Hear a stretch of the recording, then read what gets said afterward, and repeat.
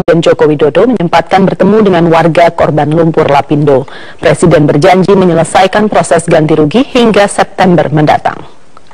Di hadapan warga korban lumpur, Presiden Jokowi menyampaikan dana talangan untuk korban Lapindo 767 miliar rupiah dari APBN.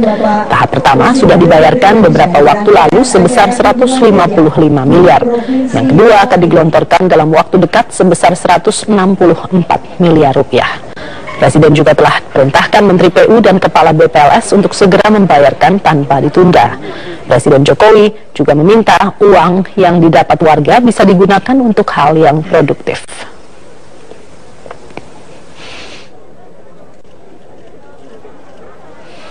Untuk informasi lebih lengkap sehubungan dengan kunjungan Presiden Jokowi di Sidoarjo, kita bergabung dengan Rifai Pamone. Rifai, apa saja inti dari sambutan Jokowi saat bertemu warga yang terdampak lumpur Sidoarjo?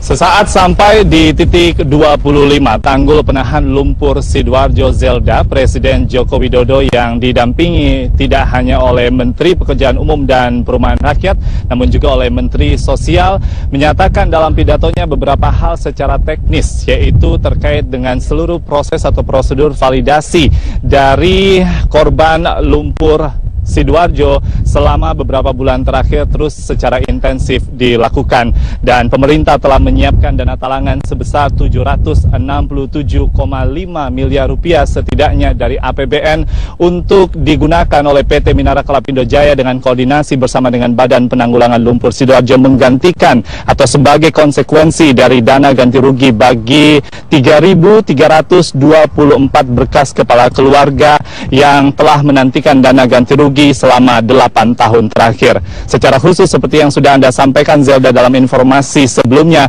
bahwa Presiden Joko Widodo meminta kepada warga meski secara bertahap yang telah mendapatkan dana ganti rugi setelah tanda tangan nominatif selama 10 hari setelah tanda tangan nominatif, uang yang minimal berjumlah sebesar 300 juta rupiah dapat digunakan secara produktif untuk kesejahteraan keluarga. Berikut pernyataan selengkapnya dalam pidato Presiden Joko Widodo. Semuanya saya harapkan menyadari bahwa tidak mudah mencairkan uang sebesar ini, 767 miliar. Yang kedua, saya titip yang sudah pegang uang, gunakan uang itu untuk apa utang loh gitu.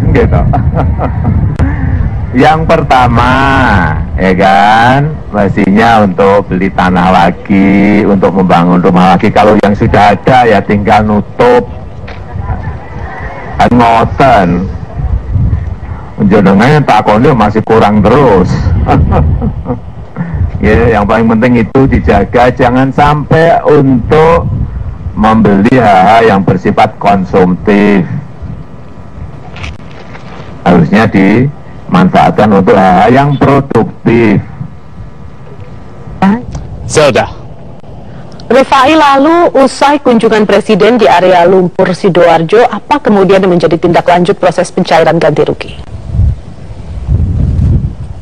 Ada beberapa hal yang disampaikan oleh pemerintah, setidaknya tidak hanya sekedar melalui Presiden Joko Widodo dalam sambutannya, namun kami juga menjumpai Menteri Pekerjaan Umum dan Perumahan Rakyat Basuki Hadi Mulyono yang menyatakan bahwa meski akan dilakukan secara bertahap, namun tidak ada gelombang secara konkret yang menjadi salah satu upaya yang disebut-sebut oleh sejumlah pihak dalam upaya pencairan dana ganti rugi ini. Namun yang benar yang dilakukan oleh Badan Penanggulangan Lumpur Sidoarjo dengan berkoordinasi dengan PT Minara Lapindo Jaya dan juga pemerintah Kabupaten Sidoarjo adalah mencoba untuk terus melakukan validasi dan juga verifikasi. Hingga saat ini tinggal 96 berkas kepala keluarga yang belum secara penuh divalidasi dan juga diverifikasi. Setelah seluruhnya sudah usai, maka akan langsung dilampirkan kepada Kementerian Keuangan untuk kemudian mendapatkan pencairan selama 10 hari setelah tanda tangan nominatif.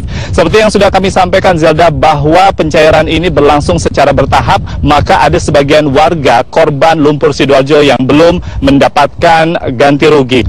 Presiden Joko Widodo dalam sambutannya, Zelda, juga sempat mengingatkan kepada masyarakat atau warga yang menjadi korban lumpur Sidoarjo agar tetap bersabar karena seluruh proses validasi ini akan terus berlangsung. Namun hal yang dipastikan oleh pemerintah adalah pencairan akan segera dilakukan.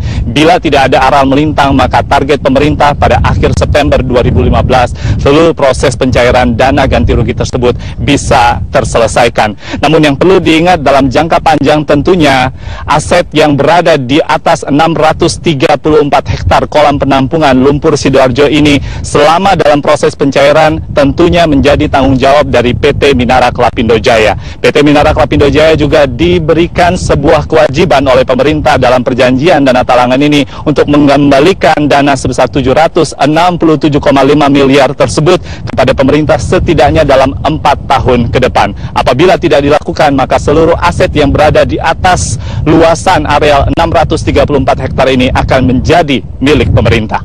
Kembali di Metro Sore, pemirsa, Gubernur Sumatera Utara nonaktif Gatot Pujo Nugroho hari ini menjalani pemeriksaan yang diagendakan oleh Kejaksaan Agung di gedung KPK. Gatot diperiksa sebagai saksi dalam kasus penyelewengan dana bansos di Pemprov Sumatera Utara. Gatot tiba di gedung KPK pagi tadi sekitar pukul 10.30 waktu Indonesia Barat. Hadir tanpa didampingi pengacaranya, Gatot enggan menjawab pertanyaan wartawan. Pemeriksaan di gedung KPK ini dilakukan atas permintaan Gatot. Hingga kini Kejaksaan Agung telah memeriksa 24 saksi baik dari Pemprov Sumut maupun lembaga yang menerima dana bansos. Namun belum ada yang dijadikan tersangka.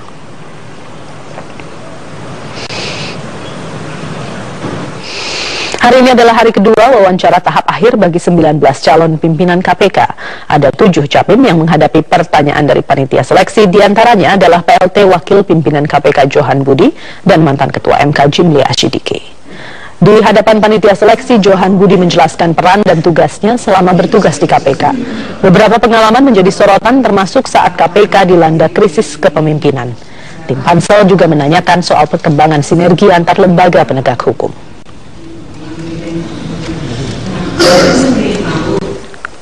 Selain Johan, mantan Ketua MK Jimli Asyidiki juga mengikuti tes wawancara untuk menjadi calon pimpinan KPK.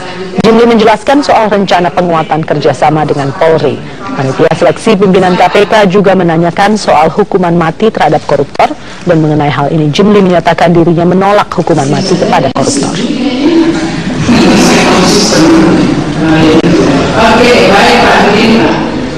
Lima calon pimpinan KPK sudah menjalani wawancara tahap akhir dalam rangkaian tes Capim KPK. Setiap Capim ditanya oleh 2 penanya utama sesuai dengan keahlian masing-masing. Untuk informasi selengkapnya kita bergabung dengan Aulia Pane di Gedung Sekretariat Negara. Aulia, bagaimana proses lanjutan seleksi calon pimpinan KPK saat ini?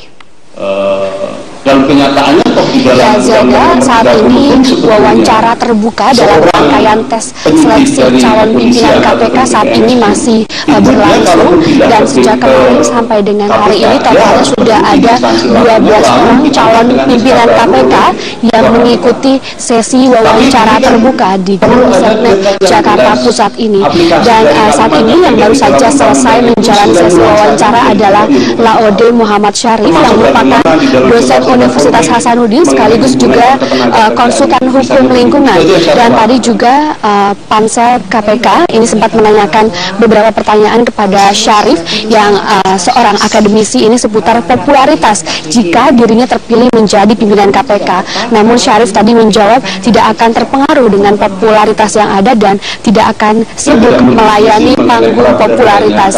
Dan seperti ketahui, nama-nama yang menjalani sesi wawancara, yakni yang pertama adalah tadi Giri Supradiono, yakni seorang direktur KPK. Selanjutnya juga Jenderal Purnawiraman Hendarji Supandi, mantan Aspam Kasat, dan selanjutnya Jimli Asyidiki, yakni Ketua DKPP dan juga mantan Ketua MK, dan selanjutnya Johan Budi, pelaksana tugas pimpinan KPK.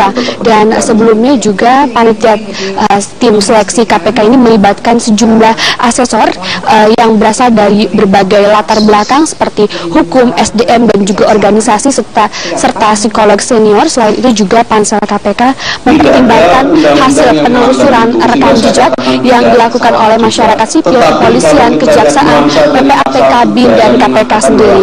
Dan saat ini 19 orang ini adalah capim yang sudah terpilih dari 48 capim yang sebelumnya ada lolos di tahap ketiga, dan berdasarkan komposisi ini ada 4 orang wanita dan juga 15 orang laki-laki dari berbagai profesi, dan nantinya akan dikerucut menjadi 8 nama untuk selanjutnya akan diserahkan kepada Presiden Joko Widodo. Dan saat ini tengah berlangsung wawancara terhadap Muhammad Gudono. Ini adalah seorang ketua Komite Audit Program Studi Magister Fakultas Ekonomi UGM.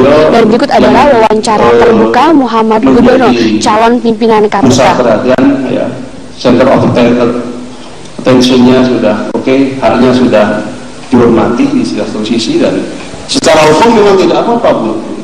Baik, kita nggak usah menyebutkan nama. Tapi begini, karena kita berharap seandainya atau insya Allah Bapak terpilih, gitu kan? Di sini kan justru kan pemikiran-pemikiran yang bersifat lebih policy itu akan diharapkan karena Bapak bukan dari hukum pidana, itu pasti di sana.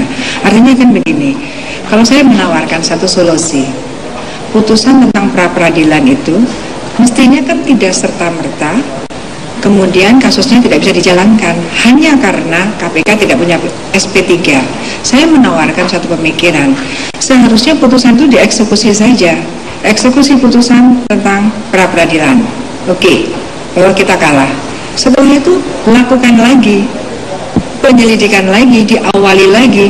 Adakah Bapak melihat ada kendala atas usul upaya saya agar dalam hal ke depan KPK ada mengalami pra-peradilan seperti itu yang bukan substansi, jangan sekali-kali lagi dilimpahkan, tapi dieksekusi putusannya, kemudian lakukan lagi penyelidikannya, kuatkan lagi 2 bukti awal ketersangkaan. Bagaimana atas saran saya seperti itu atau pemikiran saya seperti itu kalau Bapak jadi ketua? Itu saya sangat setuju sekali, ya. Jadi tanpa mengurangi hak konstitusi beliau, tidak menyebutkan nama Pak ya, siapapun, karena ya, siapapun. Ya, artinya kan ke depan ini justru tantangannya adalah KPK akan menerima pra-peradilan. Ya, tadi di awal sudah saya katakan saya sangat setuju sekali dengan poin yang Ibu sampaikan itu, ya, sangat setuju sekali. Ya, tinggal kita wait, kita cari, ya. Sambil kita perbaiki ke dalam juga. Di paper yang saya sampaikan itu saya katakan bagian yang terkait dengan revitalisasi kelembagaan itu saya sampaikan mestinya SOP di internal KPK saya juga harus boleh. Kenapa sampai ada pra-peradilan? Baik, Bapak setuju ya? Ya, Zelda, masing-masing calon pimpinan KPK ini menjalani sesi wawancara selama 1 jam dan hari ini masih akan berlangsung sampai dengan pukul 17.30. Untuk sementara Zelda kembali ke Anda di studio. Aulia Pane melaporkan langsung dari Gedung Sekretariat Negara.